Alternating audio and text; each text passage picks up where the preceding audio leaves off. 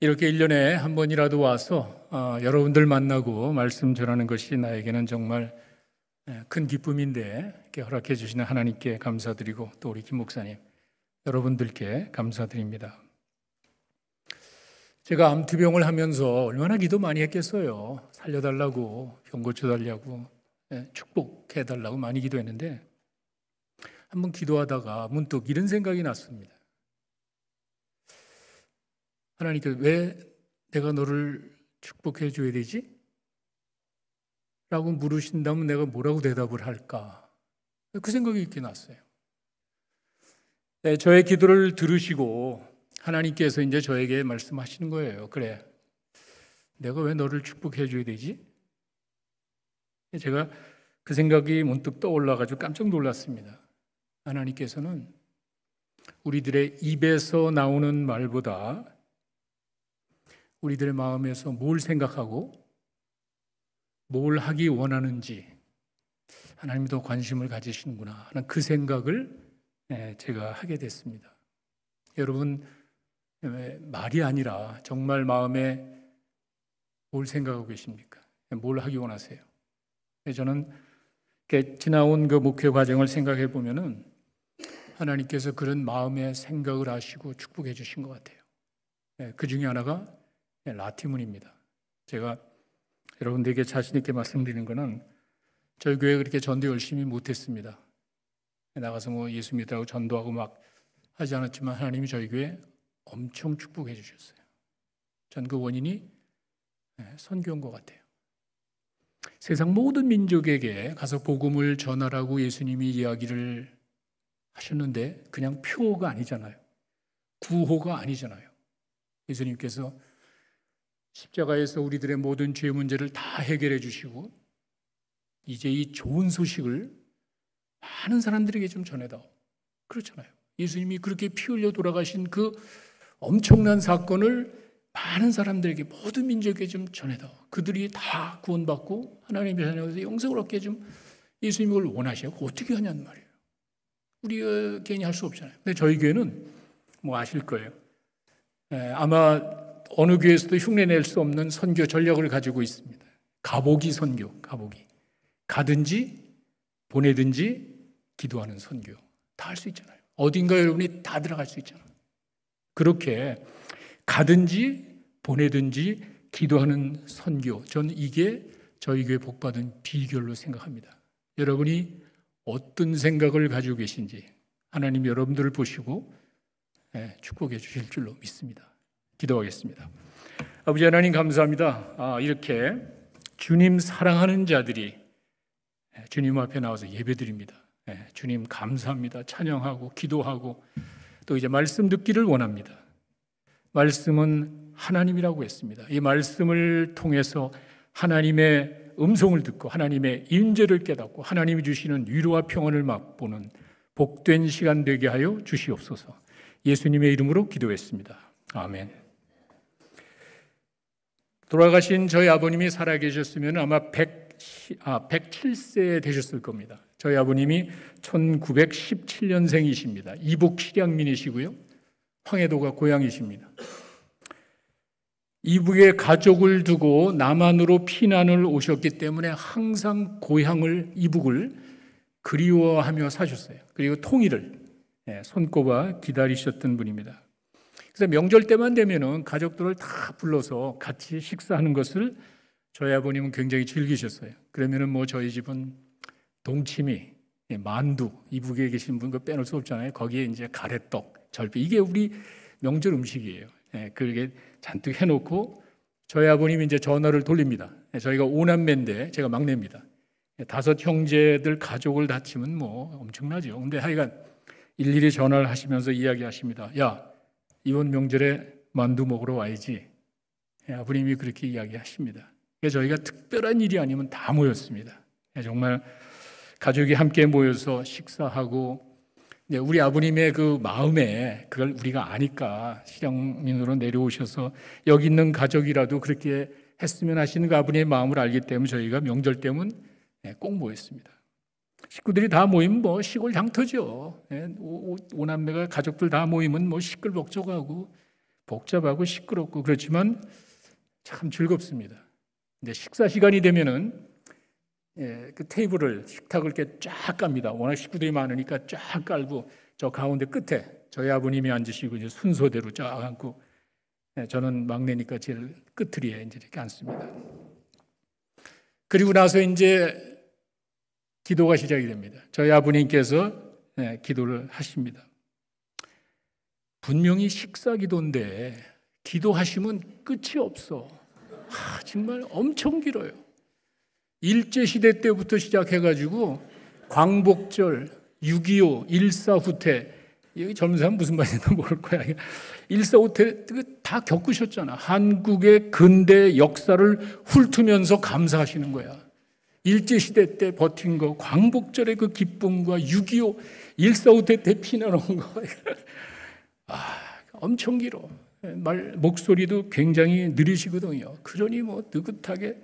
그리고 기도를 다 마치고 나면은 만둣국이 다 식어. 맛이 없는 거야. 그러니까 어머니가 또 속이 상한 거야. 그렇게 정성껏 맛있게 만들었는데 다 식어가지고 맛이 없어서니 어머니 마음이 어떻게 해? 저 양반은 꼭 주책이라고 왜 식사 기도를 그렇게 길게 다음부터는 하지 말라고. 이게 뭐 저희 아버님 또 최시잖아. 절대로 그 얘기 안 듣죠. 기도만 하시면 길어. 그래서 제가 나중에 신학교 가고 목사가 되니까 우리 가족 회의를 열어가지고 야 다음부터는 네가 기도를 주내라. 그러니까 저희 아버님이 와서 식사하자 그래가지고 밥 먹자 한 그 이유가 만두 먹으라 하는 이유가 만두 때문이 아니잖아요. 만두 먹자고 가족들을 부른 게 아니죠. 그냥 식사 함께 때우자는 이야기가 아니죠. 가족들을 보고 싶은 거야. 가족들이 와서 같이 어울리는 그 모습을 보면은 좋은 거야. 그래서 사실 저희 아버님은 식사 자체보다 식사하는 우리들을 보면서 더 좋아하셨어요. 그런 기억이 제 머릿속에 사라지지 않습니다. 저희 아버님이 그렇게 명절 때만 되면 가족들을 보고 싶고 만두를 만들어 놓고 가족 다 불러서 식사하시던 그 모습이 저에게 너무 좋아가지고 나도 가끔 우리 아이들한테 얘기했거든. 야, 밥이나 먹자. 이놈들은 잘 안 통하는 것 같아. 무슨 말인지 잘 모르는 것 같아. 그러니까 오늘 우리 예수님께서 제자들에게 보여주신 그 본문의 말씀 여러분 잘 보시면은 부활하신 다음에 예수님이 죽으시고 부활하시고 난 다음에 갈릴리 호수에서, 호수라고 좀 바다죠. 엄청 크잖아. 그 갈릴리 바다에서 제자들을 만나시는데 거기가 바로 처음 제자들을 만났던 장소입니다. 많은 일이 있었잖아. 처음에 제자들 만났던 그 갈릴리 바다에서 예수님이 부활하시고 난 다음에 이제 이 제자들 만나는 장면이 오늘 이제 이 본문의 내용입니다. 이른 새벽입니다. 쌀쌀하죠. 날씨도 쌀쌀하고 아주 차가운 공기에 몸을 움츠리고 있는데 밤새도록 뭐 고기도 못 잡았어요. 허탕쳤어요. 몸이 피곤하죠. 근데 이렇게 보니까 예수님이 거기 서 있는 거예요. 그래서 제자들에게 이야기합니다. 얘들아, 고기가 있느냐? 없습니다. 그래? 그물을 배 오른편에 던져라. 이게 뭔가 생각나는 게 있을 거예요. 오른편에 던져라. 이거 더니까 고기가 뭐 왕창 잡혔습니다. 그래서 너무 놀랐고 또 너무 반가워서 서둘러서 육지에 올라와 보니까 예수님이 밥상을 차려놓으신 거예요. 오늘 읽어드린 저 내용입니다. 밥상을 차려놓으시고 와서 조언을 먹어라. 여러분 9절에 자세히 보시면은요, 9절에 이런 말이 있습니다. 육지에 올라 보니 숯불이 있는데 그 위에 생선이 놓였고 떡도 있더라. 조촐하죠. 숯불이 있고 생선이 있고 떡이 있습니다. 그리고 그 밑에 13절로 가시면은요, 예수님께서 서빙을 하십니다. 직접 떡을 가져다가 그들에게 주시고요. 그 다음에 생선도 그와 같이 제자들에게 줍니다. 숯불이 있고요. 생선구이가 있고요. 떡이 있습니다. 그리고 예수님이 서빙을 하십니다. 와, 밥이나 먹자. 이게 바로 우리가 말하는 갈릴리 밥상 공동체라 그러죠. 그 모습입니다. 예수님께서 와서 조반을 먹어라. 이제 한 끼 때우자고 이야기하신 것이 아니죠. 그저 예수님께서 밤새도록 허탕친 제자들이 배가 고프고 허기진 걸 아시고 한 끼 때워주려고 와서 주반 먹어라 하고 숯불에 뭐 생선에 떡을 갖다 놓은 게 아니죠. 만약에 그것이 목적이라면 더 잘하셨을 수 있습니다. 천지를 창조하신 분이 얼마든지 기가 막힌 환경에서 기가 막힌 맛있는 아주 기름진 음식으로 하실 수도 있습니다. 예수님은 그렇게 하지 않았습니다. 한 끼 때우는 것이 목적이 아니기 때문에 그랬습니다. 그리고는 거기다가 자세히 보시면은 숯불을 피우셔요. 숯불을. 뭔가 생각나는 게 있을 거예요. 사이먼 피 씨, 이 사람은 아마 이거 숯불 보면은 뭔가 찔리는 게 있을 거예요. 그리고 그들이 잡아온 생선을 굽습니다. 예수님이 그물을 던져서 고기 잡은 게 소설 이야기가 아니에요. 진짜 생선이었어요. 그 생선을 갖다가 이제 구워서 제자들에게 떡과 함께 주시는 그 장면입니다. 이렇게 예수님께서 제자들을 만나셔서 부활하시고 난 다음에 만나셔서 제자들에게 와서 조반을 먹어라, 밥이나 먹자 한 거는요, 그저 제자들의 굶주린 배를 채워주려는 게 아니죠. 아까 말씀드렸던 잘할 수도 있지만 더 좋은 음식을 하실 수 있지만 그게 목적이 아닙니다. 저희 아버님께서 만두 먹으러 와야지 했을 때는 만두 먹자고 하는 게 아니죠. 만두는 얼마든지 먹을 수가 있죠. 자식들이 보고 싶은 거예요. 자식들하고 같이 어울리는, 같이 함께하는 이 모습을 아버님이 보기를 원하셨던 거예요. 그게 밥이나 먹자, 만두 먹자, 그 얘기였습니다. 예수님도 마찬가지입니다. 와서 조반을 먹어라, 한 끼 때우는 게 아닙니다. 근데 우리가 한 가지 기억할 것은요, 지금 예수님께서 와서 밥이나 먹자는 이 사람들이 누굽니까? 이 제자들이 이 사람들이 어떤 사람입니까? 열심히 충성되게 일하는 사람들에게 예수님이 가셔서 너 수고했으니까 정말 밥이나 먹자 아니죠. 충성스럽게 헌신적으로 노력하며 열심히 살아온 사람에게 예수님이 가서 밥을 자에게 식사 준비를 해서 밥을 먹자 이렇게 이야기한 게 아니죠. 여러분, 성경은 배경을 잘 여러분이 이해하셔야 됩니다. 그냥 성경 나오는 그 내용 가지고는 여러분이 모르는 것들이 많아요. 그렇기 때문에 성경은 배경을 잘 아셔야 되는데 여기에 나오는 이 사람들이 누굽니까? 나쁜 사람들이에요. 예수님을 버리고 도망갔던 사람들이에요. 아시죠? 예수님을 모른다고 부인한 사람이에요. 나중에 여러분 보시면은요, 마가복음 14장 50절에 가시면은요, 마가는 분명히 이야기했습니다. 예수님이 십자가에 달려 돌아가시고 가실 때, 끌려가실 때 제자들이 다 예수를 버리고 도망하니라. 이 사람들이에요. 예수님이 지금 이들에게 밥을 먹자고 한 건 비겁한 사람들이에요. 배신자들이에요. 예수님을 부인한 사람들이에요. 예수님 가슴에 못을 박은 사람들이에요. 이 사람들을 앞에 두고 예수님께서 지금 이야기를 하십니다. 부활하시고 난 다음에 그들을 처음 불렀던 그 장소에서 그 모습을 그대로 연상시키며 과거에 있었던 그 모습을 그대로 연상시키면서 예수님께서 이야기를 하십니다. 이렇게 예수님께서 제자들을 만나서 한때 열심히 충성되게 살았지만 결정적인 순간에 예수님을 버리고 도망간 사람, 결정적인 순간에 예수님을 모른다고 부인한 사람들을 지금 만나고 있는 거예요. 예수님께서 갈릴리 바다에서 와서 조반을 먹어라라고 이야기하신 그 마음이 밥 한 끼 먹는 게 아니라면 그럼 무슨 마음입니까? 제가 오늘 여러분들에게 그 내용을 말씀드리려고 합니다. 예수님께서 밥이나 먹자. 첫째, 사랑이 무엇인지를 보여주신 겁니다. 밥이나 먹자. 한 끼 때우는 게 아니에요. 사랑이 무엇인지를 보여주셨는데 참된 사랑은, 예수님이 보여주신 참된 사랑은 그냥 품어주는 거예요. 그냥 받아주는 것임을 예수님께서 보여주셨습니다. 여기 내용 어디를 살펴봐도 예수님께서 그들을 향해서 질책이나 책망을 하셨다는 말이 없습니다. 그럴 수 있잖아요. 이들이 예수님을 버리고 도망가고 예수님을 모른다고 부인한 사람들을 다시 만났으면은 우리 같으면 그래도 한마디는 할 거예요. 너희들 어찌 그럴 수 있냐? 너희들 도망가는 모습을 보고 내가 얼마나 실망했는지 아니? 할 수 있잖아요. 그런 아쉬운 마음이 인간적으로 왜 안 들겠어요? 어디를 봐도 그런 말이 없습니다. 비록 실패하고, 비록 잘못하고, 비록 부끄럽고 부족하다 할지라도 사랑하기 때문에 품어주는 거예요. 그런 말이 없습니다. 질책했다거나 책망했다는 말이 없습니다. 지금 그들을 향해서 예수님은 밥 먹자, 사랑하시는 거예요. 이 말은 고린도전서 13장 7절에 가시면, 고린도전 13장이 사랑장이잖아요. 사랑에 대한 이야기 나오잖아요. 제가 세 번역으로 읽은 이유가 그 7절에 보면은요, 사랑은 모든 것을 덮어주며 이렇게 되어 있는데 이게 맞는 것 같아. 여러분이 그냥 일반 개역 한글이나 개역 개정을 보시면은요, 사랑은 모든 것을 참아주며 이렇게 나와요. 근데 그 앞에 4절에 가시면 사랑은 오래 참고 그러잖아요. 그때 그 오래 참고라는 단어와 7절에 사랑은 모든 걸 덮어주며라는 단어가 다릅니다.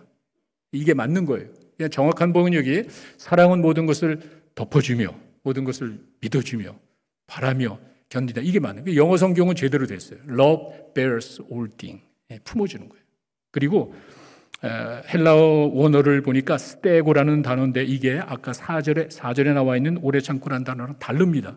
이 스테고라는 단어의 원래 의미는 지붕을 덮어주다, 그런 말이에요. 지붕을 덮어주는 것 같이 사랑은 그냥 덮어주는 거예요. 예수님이 지금 그 사랑을 보여주는 거예요. 아무 이야기 안 하시잖아요. 그냥 제자들을 품어주는, 이게 데피니션이에요. 사랑은 그냥 덮어주는 것이고 사랑이 그냥 품어주는 것이라는 사실을 예수님이 우리에게 지금 보여주고 있습니다.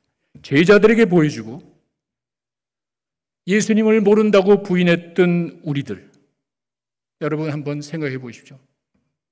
평소에는 열심히 신앙생활 하다가, 그렇잖아요, 하나님의 은혜와 축복을 맛본 자들이 찬양하고 감사하며 헌신적으로 살다가 예수 믿는다는 것 자체가 나에게 이게 아닌데? 예수 믿는다는 것 자체가 나에게 좀 해가 돼? 예수 믿는 것 자체가 조금 내 삶에 도움이 안 돼? 버린 적 많잖아요.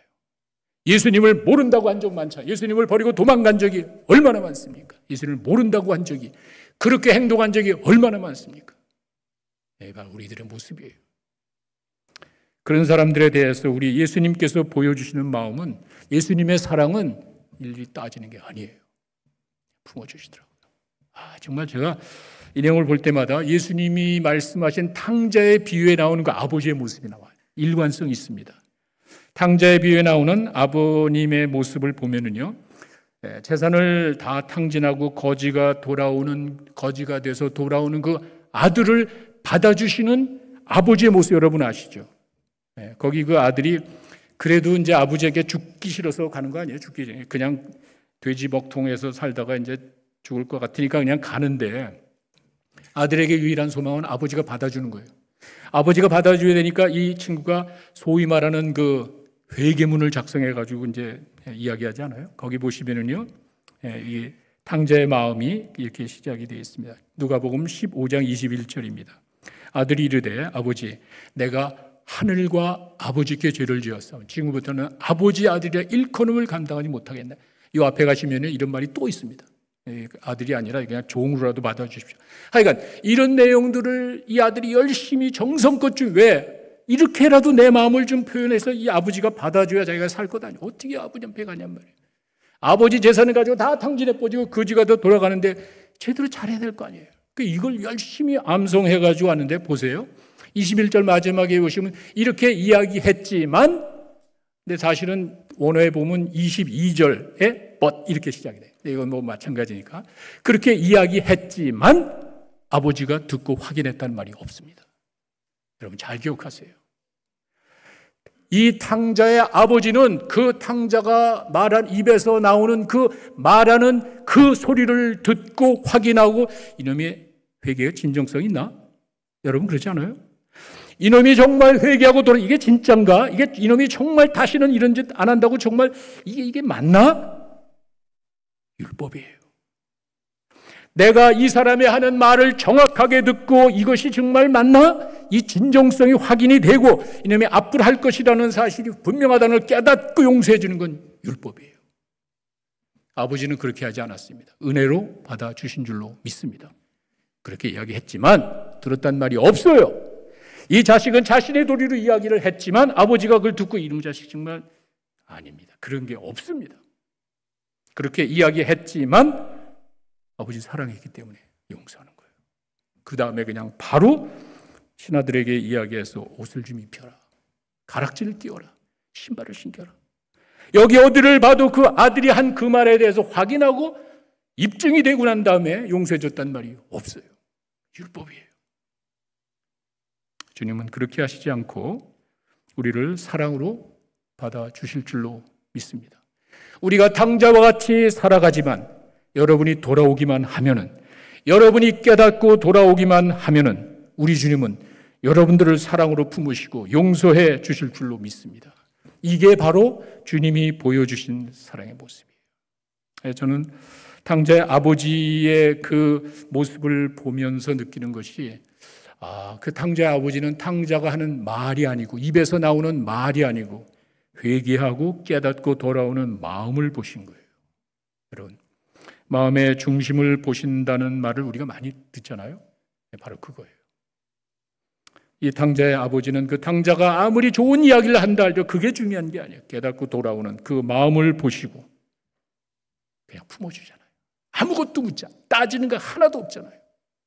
그냥 사랑으로 품어주신 줄로 믿습니다. 이게 하나님의 사랑이에요. 우리가 비록 탕자와 같은 모습으로 살아가지만 여러분이 회개하고 깨닫고 돌아오면 주님은 이대로 지나간 모든 것을 다 사랑으로 품어주실 줄로 믿습니다.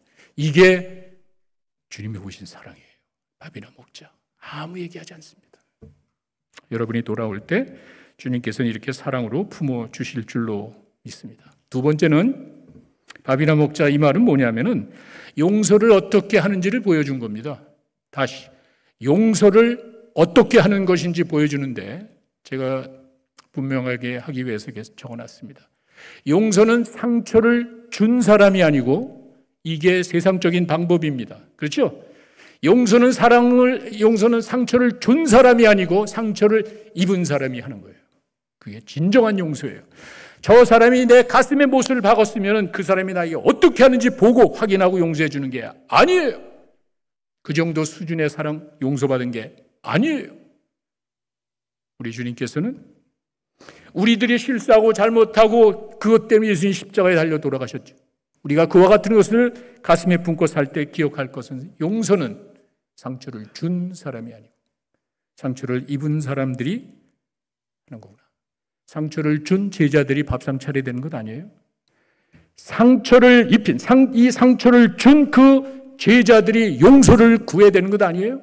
여기 그런 말이 없습니다. 그 전에 제자들이 어떤 액션을 취하기 전에 밥이나 먹자 한 그 이야기는 이미 사랑했기 때문에 상처 입은 예수님이 그들을 용서해 주신 줄로 믿습니다. 아마 제자들 엄청 놀랐을 거예요. 여러분, 제가 아까 배경 이야기, 성경 배경 잘 보셔야 돼요. 성서 배경에 의해서 성경이 해석이 되는 거지 여러분 머릿속에 눈에서 나오는 게 아니거든요. 하여간 예수님이 어이없이 십자가에 달려가시더라고요. 잘 기억하세요. 평소에 하나님의 아들로 엄청난 기적을 행하시고 놀라운 교훈을 우리에게 가르쳐 주신 그 예수님이 십자가 앞에서는요, 로마 군병 앞에서는 어이없이 끌려가시더라고요. 그래서 도망간 거예요. 그리고는 비참하고 초라하게 예수님 저게 아닌데? 어이없이 끌려가시고 예수님이 비참하고 초라하게 십자가에 죽으시니까 도망간 거 아니에요? 그래서 제자들이 자기 살기 위해서 도망간 거 아니에요? 그분이 지금 살아계신 거예요.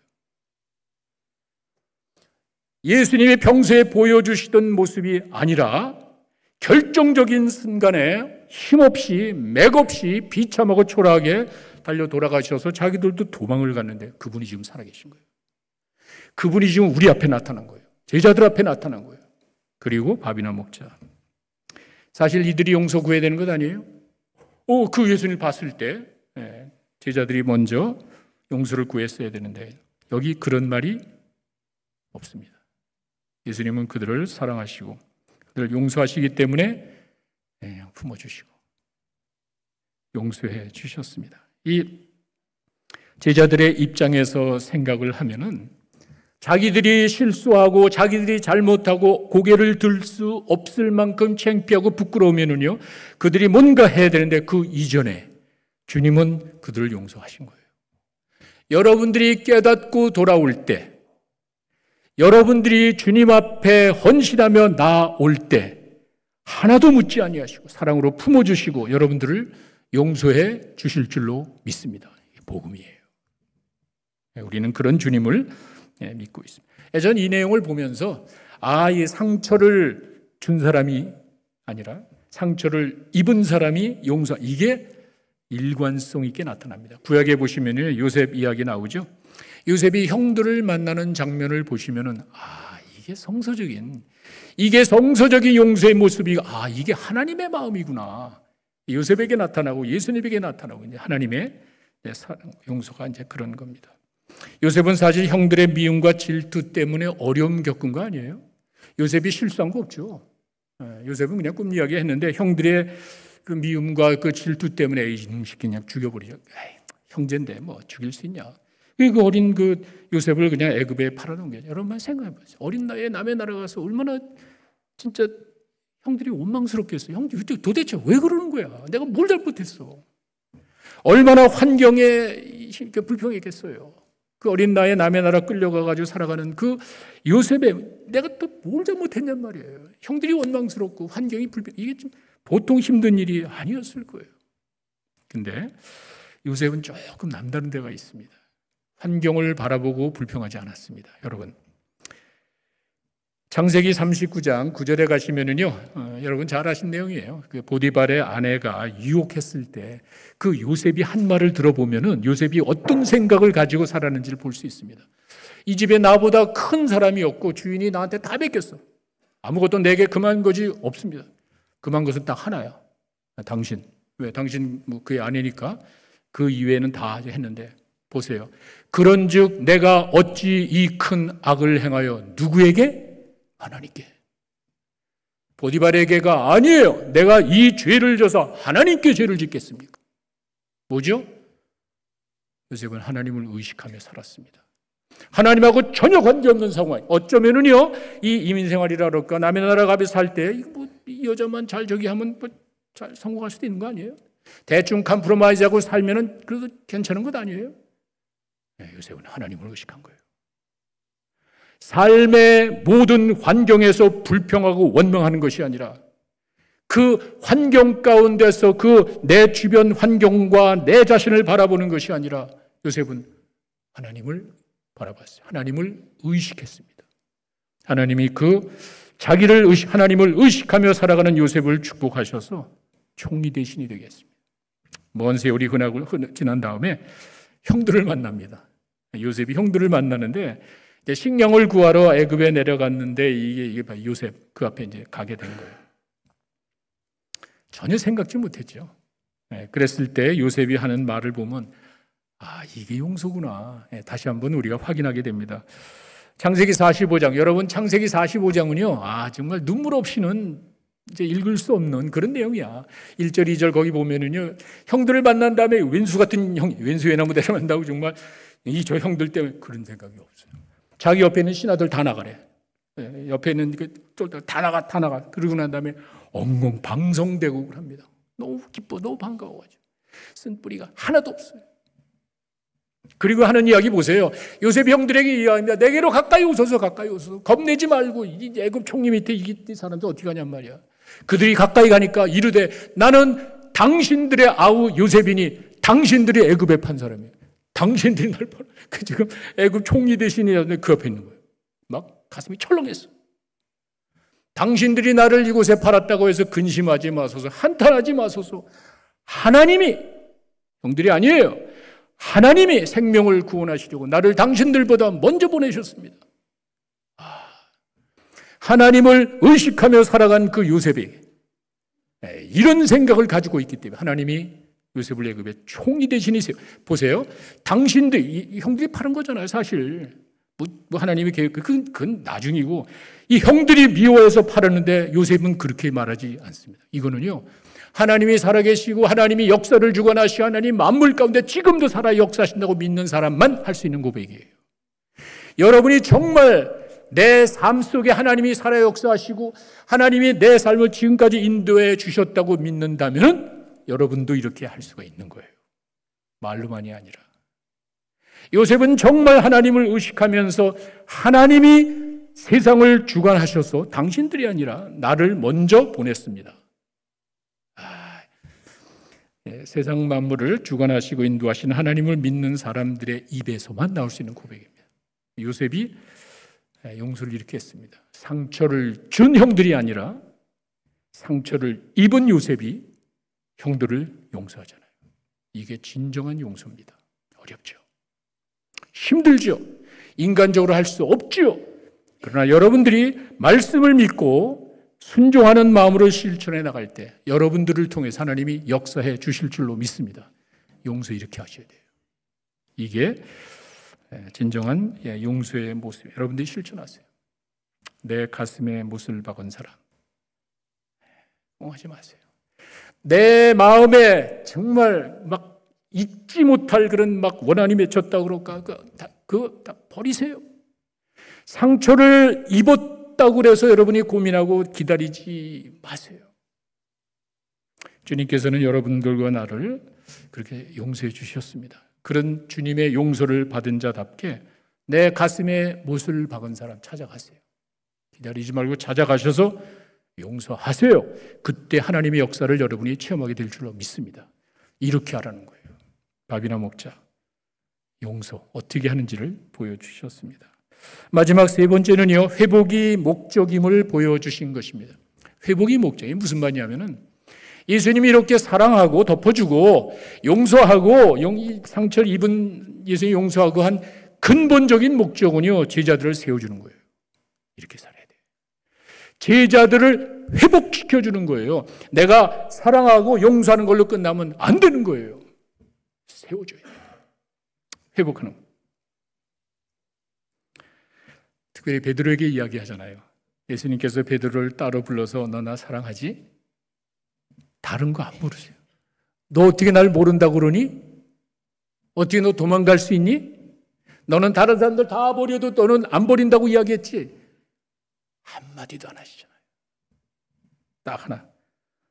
너 나 사랑하지? 베드로가 어떻게 고백하겠어요? 내가 사랑하지만 사랑한다고 고백할 수가 없지요. 왜? 실패했으니까. 그러나 예수님 사랑하는 건 진실이거든요. 예수님이 그걸 묻습니다. 다른 거 안 묻어요. 너 나 사랑하지? 베드로가 어떻게 대답을 하겠어요? 못하죠. 주님 하시잖아요. 내가 주님 사랑하지만 그걸 지키지 못한 연약함을 아시잖아요. 그 말이에요. 됐어. 내 양을 먹여라. 여러분, 이게 간단한 이야기가 아니에요. 엄청나게 중요합니다. 신학적으로 굉장히 중요한 이야기예요. 이걸 우리 신학에서는 베드로의 리커미션, 재임명이라고 이야기를 하거든요. 이게 무슨 말이냐면은 이게 요한복음 21장에만 나옵니다. 예수님이 제자들을 만난 장면은 공간복음에 나오지만 이렇게 구체적으로 세워준 내용이 없어요. 요한복음밖에 없어요. 신약 성경에서 제일 늦게 기록된 책이 요한복음입니다. 그 얘기는 뭐냐면 여러분이 마태마가 누가복음을 읽고 나서 생각한 제자들이 누굽니까? 아까 얘기했죠? 배반자들이에요. 비겁한 사람들이 예수님을 모른다고 부인하고 도망간 사람들로밖에 기억이 안 났습니다. 그게 공간복음서의 끝이에요. 그런 사람들의 말을 누가 듣습니까? 자기도 예수님을 버리고 도망갔는데 그 사람이 얘기한다고 누가 듣겠습니까? 한번 생각해 보세요. 아무도 안 들을 거예요. 왜? 실패한 사람인데. 자기도 제대로 못하면서 무슨 얘기, 누가 그 얘기를 듣냐는 말이에요. 그런데 요한복음 21장 때문에, 요한복음 21장에 예수님이 제자들을 만나서 사랑하시잖아요. 덮어줬잖아요. 그냥 감싸줬잖아요.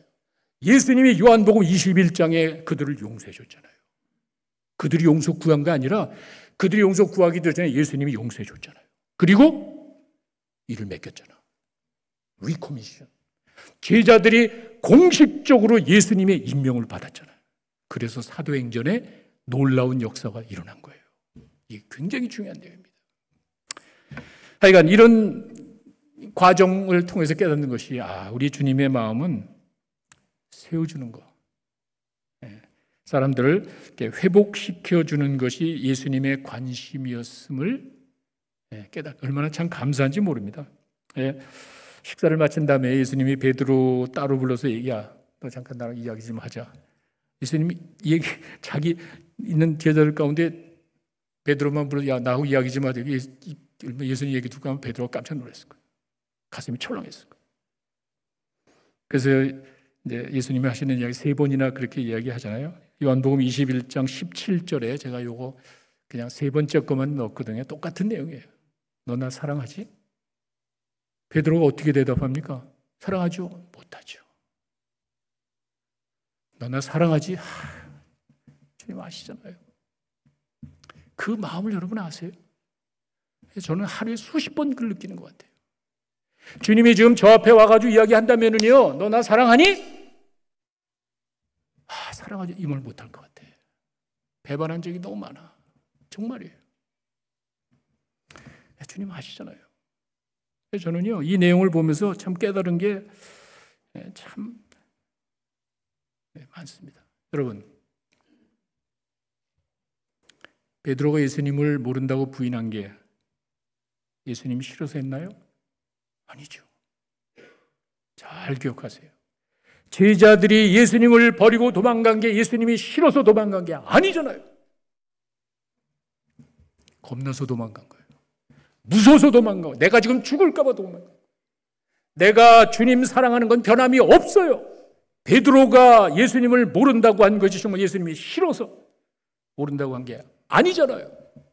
내가 주님 사랑하고 주님을 위해서 살고 싶지만 그것을 지키지 못하는 연약함 때문에 내가 부인한 것이지, 내가 그걸 지키지 못하는 그 연약함 때문에 예수님 보고 도망간 거지 예수님을 안 믿는 게 아니잖아요. 예수님을 내가 싫어하는 게 아니잖아요. 예수님이 그걸 아시는 거예요. 예수님은 여러분들이 완벽하게 사는 걸 원하시는 게 아니에요. 그 자랑하지 마세요. 우리가 어떻게 하나님의 기준에 도달할 수가 있습니까? 깨닫고 회개하고 돌아오는 여러분 되시기를 바랍니다. 날마다 그렇게 사셔야 돼요. 주님은 아신다는 거야. 내가 완벽하게 살자는 거 아까 말씀드렸죠. 하나하나 따지면서 이놈아 너 어떻게 그렇게 할 수 있냐. 내가 얼마나 실망했는데 제가 책망한 적이 없습니다. 우리 연약함을 아셔. 근데 내 마음을 아셔. 주님만이 내 마음을 아셔. 너 나 사랑하지? 그건 틀림없거든. 우리가 하나님의 사역을 할 때는 실력으로 하는 게 아니에요. 내 재능으로 하는 게 아니에요. 주님 사랑하는 마음을 가지고 할 때 하나님이 여러분들을 통해서 일하실 줄로 믿습니다. 그걸 보여주는 거예요. 너 나 사랑하지? 그거는 변하면 안 돼.